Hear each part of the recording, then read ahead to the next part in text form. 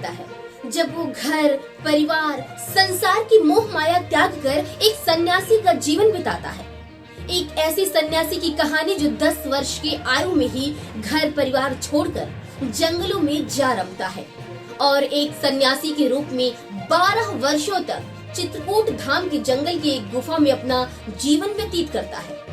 चित्रकूट के एक ऐसे सन्यासी जिन्होंने अपनी बाल्यावस्था में ही अपना घर, परिवार, दोस्त, रिश्तेदार और सभी भौतिक सुखों को त्याग कर सन्यास धारण कर लिया। बचपन से ही सन्यास धारण किए हुए इन बाबा ने भगवान के साक्षात दर्शन जैसी कई बातें भी बताई हैं। कुछ लोगों का मानना है कि बचपन से घर छोड़कर जाने की कई वजह होती हैं, जैसे पढ़ाई में मन न लगना, घर वालों को अपनी परेशानी न समझा पाना, एक्सेट्रा। वहीं कुछ लोग ईश्वर के बताए रास्ते पर चलने का दावा भी करते हैं। चित्रकूट की गुफा छोड़ने के बाद सन्यासी सियाराम दास अब वृंदावन में अपनी कुटिया बनाकर रहते हैं। चलिए देखते हैं पूरी रिपोर्ट हमारे सहयोगी धर्मेंद्र यादव के साथ। खास खबरों के लिए सब्सक्राइब करें हिंद न्यूज लाइव चैनल। जय हिंद। देखिए, मैं आज आपको ऐसी बात बताऊंगा जो हमारे साथ एक महंत जी हैं जो बचपन से संन्यास ले लिए हैं। उनकी जीवन काल की क्या शैली थी और किस कारणों से, किन परिस्थितियों से वो वनवास लिए हैं। मैं हूं आपके साथ धर्मेंद्र यादव, आप देख रहे हैं हिंद न्यूज लाइव चैनल। मेरे साथ महंत जी हैं, अभी मैं उनसे भी बात करूंगा और जानने का प्रयास भी करूंगा कि उनके जीवन में उनका जो जीवन कितना संघर्ष था और किन परिस्थितियों में आज वो इतनी ऊंचाइयों तक पहुँचे हैं। और जो हमें कुछ जानकारी मिली है, अगर कोई अगर फंक्शन कभी कुछ चीज़ होता है तो उनको पहले से अगवा हो जाता है। जैसे बागेश्वर वाले धीरेन्द्र शास्त्री जी हैं, वैसे ही इनको भी द्रव्य शक्ति जैसे कई इनके ऐसे जो हैं जो साक्ष्य जो हमको दिखाएंगे भी, आपको उनसे भी जानकारी भी लेंगे इस विषय में और आपसे इनसे रूबरू भी करवाएंगे। और सबसे बड़ी बात यह है कि ये जो महंत जी हैं इस समय चित्रकूट दौरे पे आए हुए हैं और एक जगह भागवत कथा हो रही है जो हमें जानकारी मिली है, जो हमारी टीम यहाँ पे मौके पे आई है और जो महंत जी उनसे हम जानकारी लेते हैं। महंत जी, क्या नाम है आपका? मेरा नाम सियाराम दास। बताइए, आपने जो संघर्ष जीवन आपका है बनवासी वाला, आपने इसको कब से धारण किया था? मेरे मन में ऐसा इच्छा हुआ कि भगवान की भक्ति की जाए और भगवान के शरण में रहने से ही सब सुख है, सब तरह का। कहा गया है कि सुखी मीन सदा नीर अगाधा, जिम हरि शरण न एको बाधा।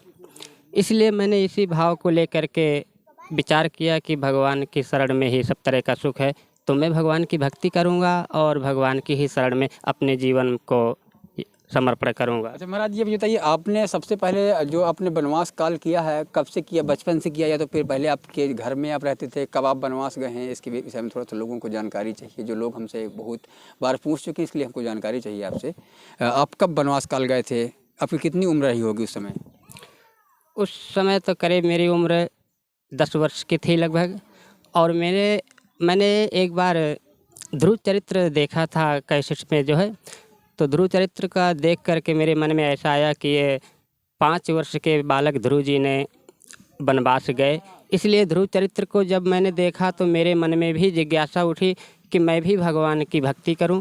और मैंने जो घर में सभी सदस्य थे उनसे मैंने कहा कि मैं अब घर में नहीं रहूँगा, मैं भी जंगल में ही रहूँगा और भगवान की भक्ति करूँगा। इसलिए मैंने सबसे, मेरा कोई मन कुंद नहीं था किसी से। सभी लोग मुझे अति प्रसन्नता के साथ मुझे विदाई के सहित भेजे हैं। सभी लोग सम्मिलित थे, सभी का मुझे सम्मान मिला है। और आपको वनवास काल जाने का मेन कैसे जो ध्रुव वाली जो कैसेट उसको देखने से आपको वनवास काल की आपकी इच्छा जगी, जो आपको लगा कि मैं भी सन्यासी रूप में धारण कर सकता हूँ, आपकी यही जिज्ञासा थी? और ऐसी कोई दिव्य शक्ति या कोई आपको स्वप्न जैसे कोई अगर ऐसे कुछ हुआ आपको?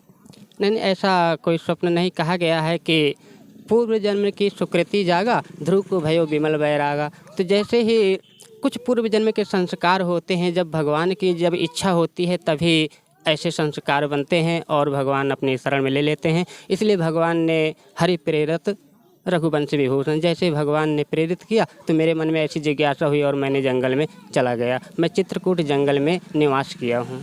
चित्रकूट में आप कौन से जंगल में रह रहे थे उस समय?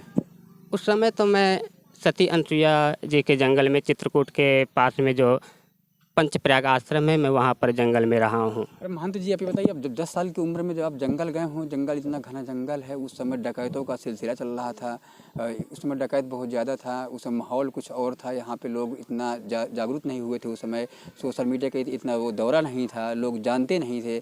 आपको कैसे उस जंगल में जब आप रहते थे, वहाँ खाने की व्यवस्था कैसी क्या थी, आप लोग खाते क्या थे, और कितने साल पर वहाँ पे किस जंगल में कितने साल आप बिताए हैं वहाँ पे? जंगल में तो वहाँ तो सभी तरह का खतरा भी है, ऐसा बात नहीं है, क्योंकि वहाँ बाघ भालू और सभी तरह के जानवर वहाँ जंगल में रहते हैं। लेकिन वहाँ संतों की रक्षा करने वाले भगवान हैं, इसीलिए वहाँ पर भगवान रक्षा करते हैं और जानवर कुछ भी नहीं बोलते हैं, क्योंकि भजन करने वाले को भगवान कहते हैं कि जो भी भक्त मेरी शरण में आ जाता है तो उसकी मैं स्वयं ही रक्षा करता हूँ। भगवान का कहना है कि करऊँ सदा तिनके रखवारी, जिम बालक राखई महतारी। जैसे एक छोटे से बालक को माँ उसकी रक्षा करती है, ऐसे ही जंगल में रहने वाले और या भगवान की शरण में रहने वाले भक्त की भगवान स्वयं ही रक्षा कर लेते हैं। इस तरह से मुझे कोई भी कष्ट नहीं हुआ और मैं जंगल में सुखपूर्वक रहता था और भगवान का भजन करता था। अच्छा महाराज जी, आपने कितने साल तक उस जंगल में रहे हैं आप? मैं उस जंगल में 12 वर्ष तक रहा हूँ, जो कि पंचप्रयाग आश्रम नाम है, श्री देवराहा बाबा के नाम से आश्रम है।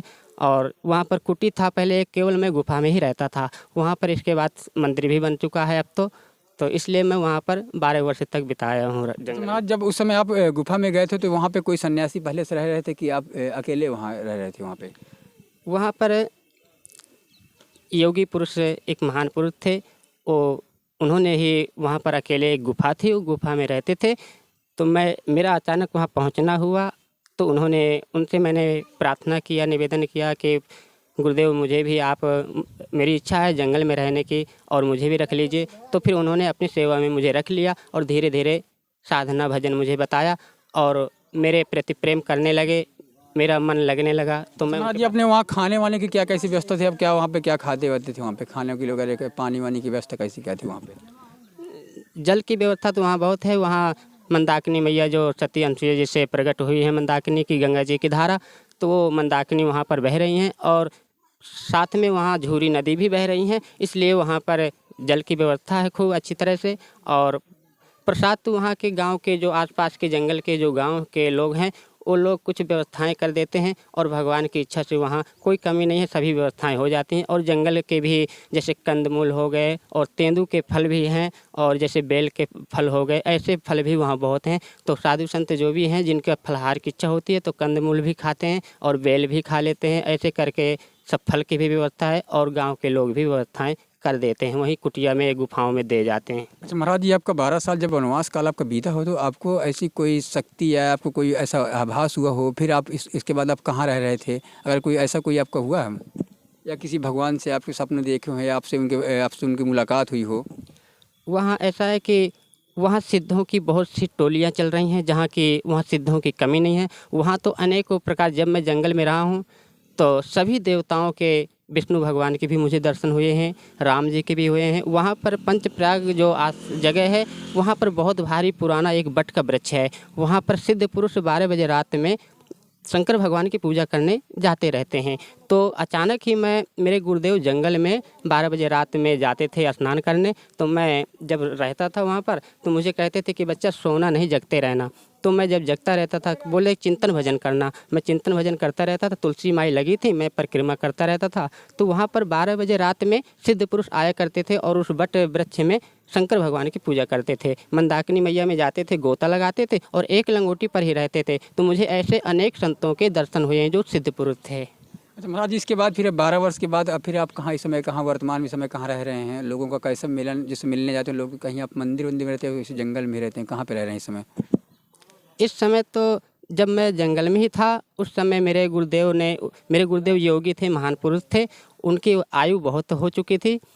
तो मेरे गुरुदेव ने मुझे 1 वर्ष पहले ही बता दिया था, बोले बच्चा अब हमारा समय पूरा हो गया है, हम जा सकते हैं कभी भी, तो अब तुम यहाँ रहो। इसके बाद मैंने कहा कि नहीं गुरुदेव, मैं आपके बिना इस संसार में नहीं रह सकता हूँ, क्योंकि मेरा जो प्रेम है, मेरा और दूसरा संसार में कोई नहीं है। आप ही मेरे माता पिता हैं, आप ही गुरु हैं।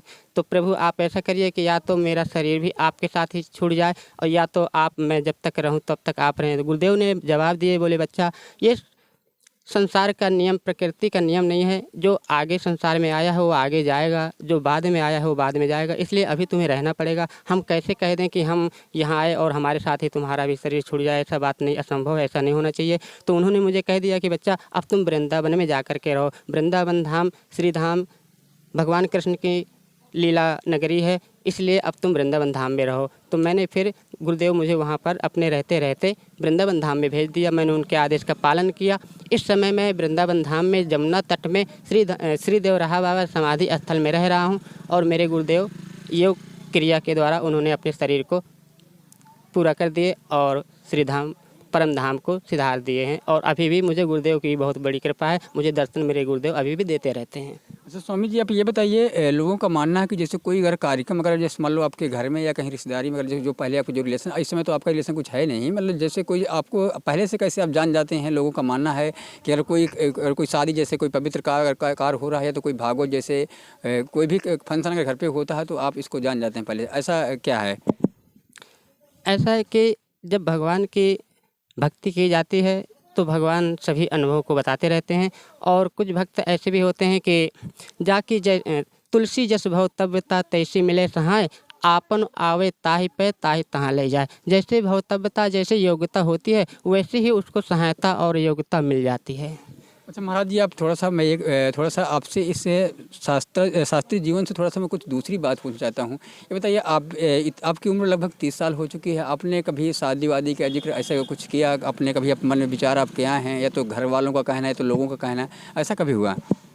नहीं, ऐसा मेरे मन में कोई विचार, मेरे मन में केवल यही विचार हुआ है कि मैं भगवान की भक्ति करूँगा और भगवान के ही शरण में रह करके मैं भगवान का दास, उनका बालक बन करके ही अपना पूरा जीवन को निर्वाह करूंगा। और मुझे ऐसी कोई जिज्ञासा नहीं हुई जिससे कि मैं ऐसा चाहूं कि मेरी शादी हो। मेरे मन में केवल भगवान की भक्ति करने का ही प्रेम उत्पन्न हुआ और मैं भगवान के शरण में आकर के भगवान की भक्ति करने लगा। अच्छा, बचपन में अगर मान लो कोई लड़की स्कूल पढ़ने जाते ही रहे होंगे? मैं विद्यालय पढ़ने गया हूँ, लेकिन बहुत ही कम पढ़ा हूँ। अब तो मैं केवल राम नाम ही पढ़ रहा हूँ और इसी राम नाम को ही मैं श्रेष्ठ मानता हूँ। प्रेम उत्पन्न हुआ और मैं भगवान के शरण में आकर के भगवान की भक्ति करने लगा। अच्छा, बचपन में अगर मान लो कोई लड़की स्कूल पढ़ने जाते ही रहे होंगे? मैं विद्यालय पढ़ने गया हूँ, लेकिन बहुत ही कम पढ़ा हूँ। अब तो मैं केवल राम नाम ही पढ़ रहा हूँ और इसी राम नाम को ही मैं श्रेष्ठ मानता हूँ कि इस पढ़ाई से बढ़ करके दूसरी कोई पढ़ाई नहीं है। महाराज जी, हमने जो बचपन काल में जो आपने जब भी पढ़े होंगे, आप विद्यालय जाते, उस समय आपने मान लो कोई गर्लफ्रेंड वगैरह, कोई दोस्त आपके, कोई सहेली से कोई रहे होंगे? उस समय तो मेरी अवस्था ही बहुत कम थी और ऐसा कोई मेरे मन में किसी प्रकार की बात ही, मैं इन बातों को जानता ही नहीं था। तो महाराज जी बताइए, जैसे आज नए युवक के जो लड़के हैं, इस समय जो अपना चित्रकूट है, पूरा उत्तर प्रदेश जा रहे हैं। इस समय चित्रकूट हमारा ज़्यादा नशे के तौर पे ज़्यादा चल रहा है। आप देखते हैं कि छोटे छोटे बच्चे हैं, गुटखा खाते हैं, दारू सिगरेट पीते हैं। इसके लिए आप क्या कहना चाहते हैं? जो लोग आज की जो यूथ हैं जो इस तरह घूमते हैं, उनके लिए आप क्या कहना चाहते हैं? मैं यही कहना चाहता हूँ कि नशा करना तो बहुत ही गलत बात है, क्योंकि नशा से जो नुकसान है इस बात को हर एक व्यक्ति जान नहीं पा रहे हैं और नशे से बहुत नुकसान है। मैं उनके बारे में आपको 2-4 शास्त्र के माध्यम से कुछ श्लोक बताना चाहता हूँ। जी आप गौर करें इस बात पर। कहा गया है कि विजया कल्पम एकम 10 कल्पम तु नांगनी, बारुणी कल्प सहस्त्रम धूम्र संख्या न विद्यते। यानी कि विजया कहा गया है भांग को, जो विजया खाते हैं उसका 10 कल्प तक नरक में वास होता है। विजया कल्पम एकम 10 कल्पम तो नांगनी, नांगनी माने होता है अफीम, जो अफीम खाते हैं उसका 10 कल्प तक नरक में वास होता है। बारुणी कल्प सहस्त्रम, यानी कि दारू जो पीते हैं उनका 1000 वर्ष तक कल्प में नरक में वास होता है। और धूम्र संख्या न विद्यते, माने कि जो सभी प्रकार का नशा आदि करते हैं उनका कोई प्रमाण नहीं है कि कब तक नरक में वास करें। और दूसरी बात ये भी ऐसे भी लिखा गया है, श्लोक है कि तम्बाकू भंग मद्यपान ये पिबन्ति नराधमः ते संग नरको जातो यावत ब्रह्मा चतुर्मुखा। जो तंबाकू भंग मद्यपान आदि करते हैं तो जब तक चतुर्मुखी ब्रह्मा जी हैं तब तक उसका नरक में वास होता है, इसलिए नशा नहीं करना चाहिए। अच्छा महाराज जी, तो जिस समय हमारे चैनल के माध्यम से लोग आपको जानेंगे और देखेंगे, लोग आपसे मिलने के लिए कहेंगे, तो आपका कोई संपर्क सूत्र हो, या तो आपके किस स्थान पे लोग आपसे मिलना चाहेंगे, या तो कोई आपको कोई नंबर वगैरह फ़ोन वगैरह रखते हो, या तो फिर मान लीजिए उस जगह का नाम बता दीजिए थोड़ा सा। मैं फ़ोन तो नहीं रखता हूँ, मेरे पास फ़ोन नहीं है और मैं फ़ोन रखता भी नहीं हूँ। मुझे फ़ोन के लिए बहुत भक्त लोग प्रयास किए हैं, लेकिन मैं फ़ोन नहीं रखता हूँ। भगवान की ऐसी इच्छा है कि मैं भगवान के भक्ति में और मेरा मन लगा हुआ है, इसलिए मैं फ़ोन नहीं रखता हूँ। क्योंकि फ़ोन रखने से भगवान की भक्ति नहीं हो पाती है, भगवान के चरणों में मन नहीं लगता है। इसीलिए मैं श्री धाम वृंदावन में जमुना तट श्री देवराहा बाबा आश्रम समाधि स्थल में रहता हूँ। और जो भक्त वहाँ पर बाबा जी के स्थल में जाते हैं दर्शन के लिए, तो भगवान की इच्छा होती है उन भक्तों को दर्शन भी हो जाते हैं, मैं मिल भी जाता हूँ। और भगवान की अगर इच्छा नहीं हुई तो मैं मिलता भी नहीं हूँ। ये हरी इच्छा पर है निर्धारित है बात। अच्छा, मतलब लोगों से मिलने के लिए भी लोगों के अंदर भाव होने चाहिए कि हमको महंत जी से मिलना है, तभी आप मिल सकते हैं, अन्यथा वहाँ मुलाकात भी नहीं हो सकती। हाँ, अगर भक्त की इच्छा हो जाती है कि हमें मिलना है तो भगवान हमें प्रेरित कर देता है कि क्योंकि मैं एकांत में वहाँ भी रहता हूँ। समाज में जहाँ भी बहुत से भक्त रहते हैं मैं वहाँ पर नहीं रहता हूँ। मैं किसी एकांत पे पेड़ के नीचे बैठा रहता हूँ या कहीं भी जहाँ पर कोई भक्त नहीं होंगे मैं वहीं पर ही रहता हूँ। इसलिए मैं किसी को मिलता नहीं हूँ। और यदि भक्त की बहुत जिज्ञासा है, उनकी बहुत ही इच्छा है मेरे से मिलने की, तो भगवान मुझे प्रेरित कर देते हैं और वो भक्त मुझे मिल जाते हैं, मैं उनसे मिल लेता हूँ। ऐसा संभव है भगवान की कृपा से। देखिए, अब महंत जी की पूरी उनकी जीवन शैली के बारे में आपने देख लिया है, और मैं हूँ आपके साथ धर्मेंद्र यादव। जय हिंद।